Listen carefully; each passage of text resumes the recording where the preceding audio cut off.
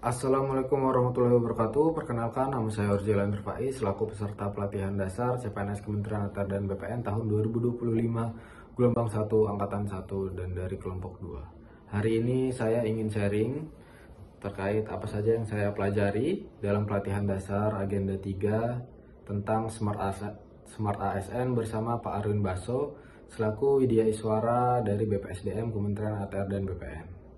Beliau menjelaskan terkait literasi digital sebagai bentuk Smart ASN yang diawali dengan video penjelasan VUCA dan juga BANI, di mana saya mempelajari bahwa VUCA itu merupakan singkatan dari volatile, uncertain, complex, dan ambiguous, yang menggambarkan tantangan dunia modern saat ini yang penuh dengan perubahan cepat, ketidakpastian, kerumitan, dan ketidakjelasan.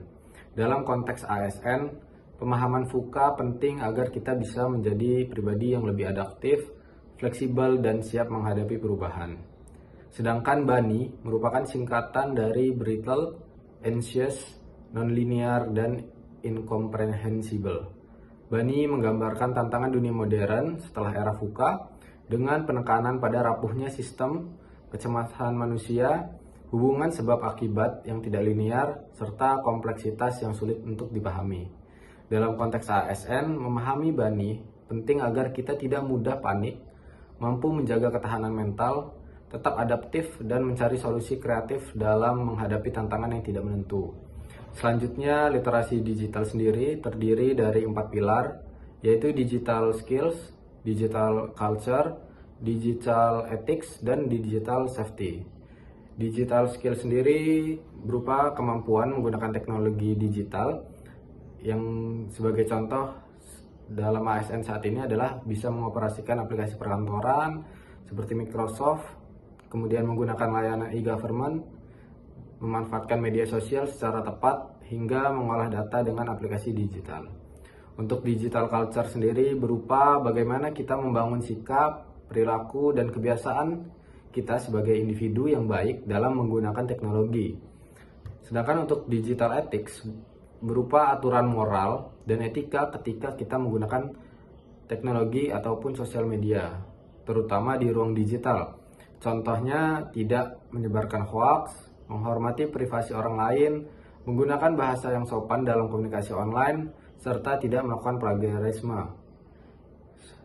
Kemudian Pak Arwin juga menjelaskan untuk digital ethics itu ada satu kunci, yaitu saring dulu sebelum sharing.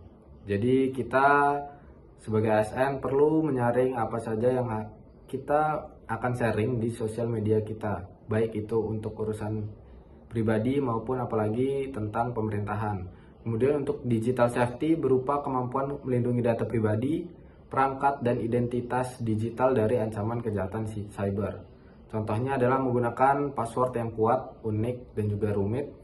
Tidak sembarangan klik tautan yang mencurigakan yang biasa di-share oleh orang-orang tidak dikenal di sosial media. Kemudian mengaktifkan autentikasi ganda dalam password, serta berhati-hati membagikan informasi pribadi.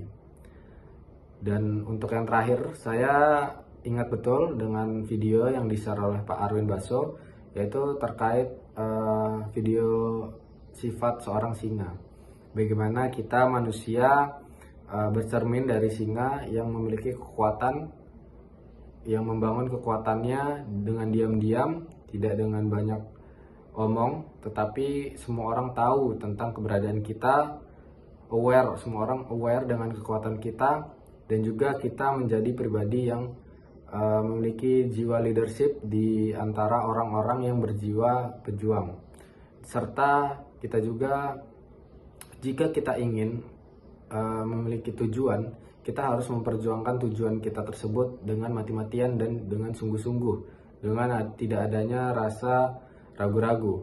Dan yang terakhir adalah kita tidak perlu takut dengan apapun, yang kita takuti hanyalah penyesalan karena kita tidak melangkah di awal atau kita ragu-ragu. Sekian dari saya, mohon maaf bila ada salah kata. Wassalamualaikum warahmatullahi wabarakatuh.